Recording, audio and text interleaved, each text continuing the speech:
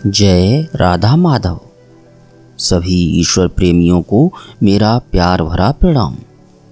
प्रिय दर्शकों, आप माने या न माने, नाम जप में बड़ी ही अद्भुत शक्ति है। इस घटना को ध्यान से सुने।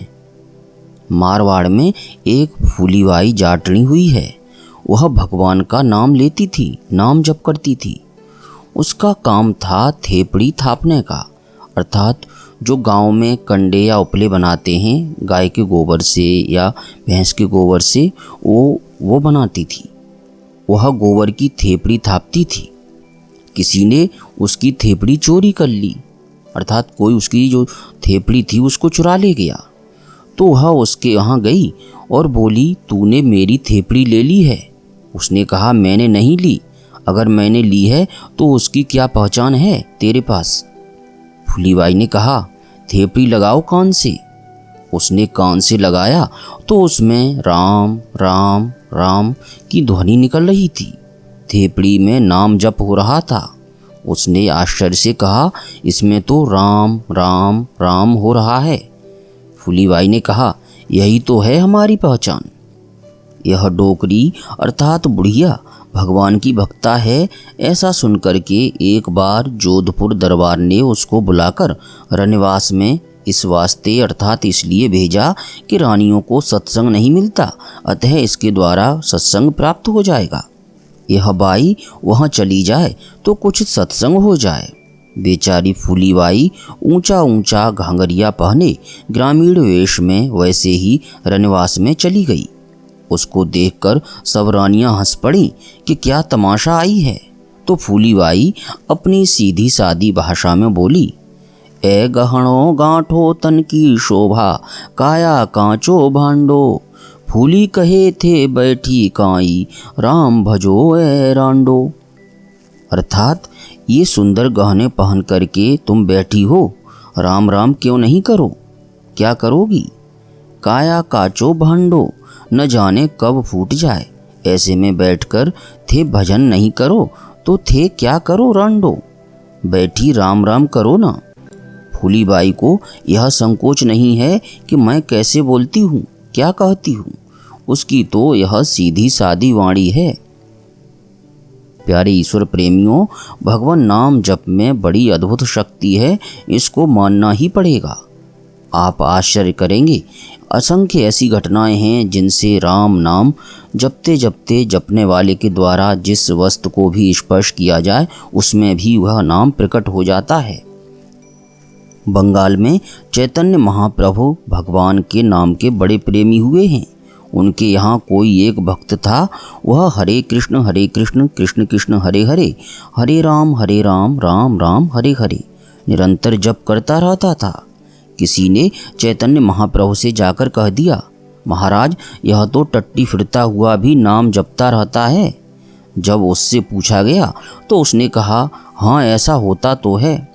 चैतन्य महाप्रभु ने उसे बुलाकर कहा, उस समय ख्याल रखा कर, बोला मत कर।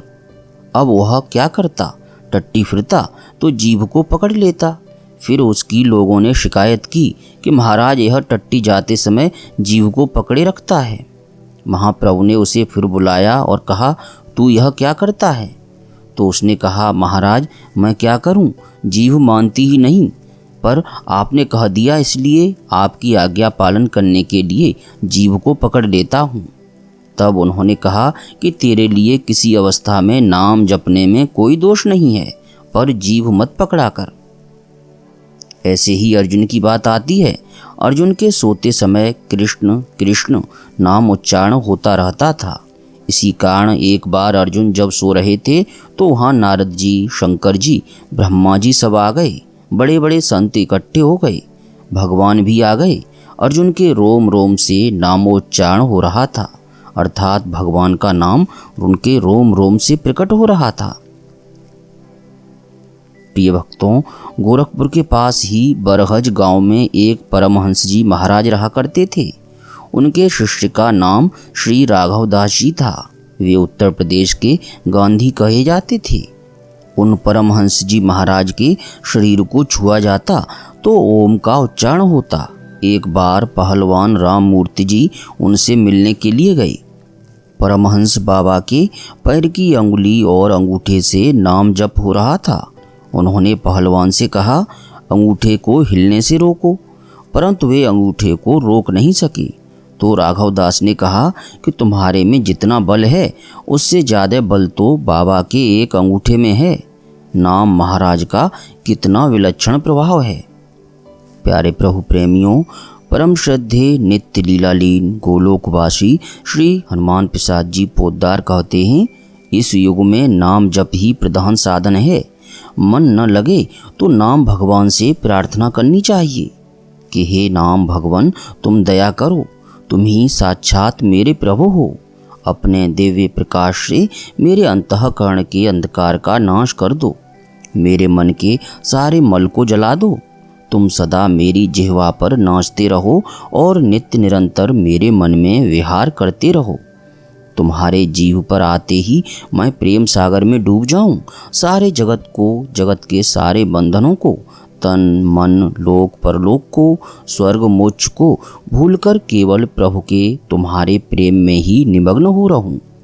लाखों जिह्वाओं से तुम्हारा उच्चारण करूं, लाखों करोड़ों कानों से मधुर नाम ध्वनि को सुनूं और करोड़ों अरबों मनों से दिव्य नामानंद का पान करूं। तृप्त होऊं ही नहीं, पीता ही रहूं नाम सुधा को और उसी में समाया रहूं। प्रिय दर्शकों, एक बार आंखें बंद करके सच्चे हृदय से भगवान से अवश्य प्रार्थना करें कि हमारा मन नाम जप की ओर आकर्षित हो, क्योंकि उसमें अद्भुत आनंद है। वह आनंद दुनिया की भौतिक किसी भी वस्तु में कभी मिल ही नहीं सकता। अब सच्चे हृदय से बोलिए, जय राधा माधव।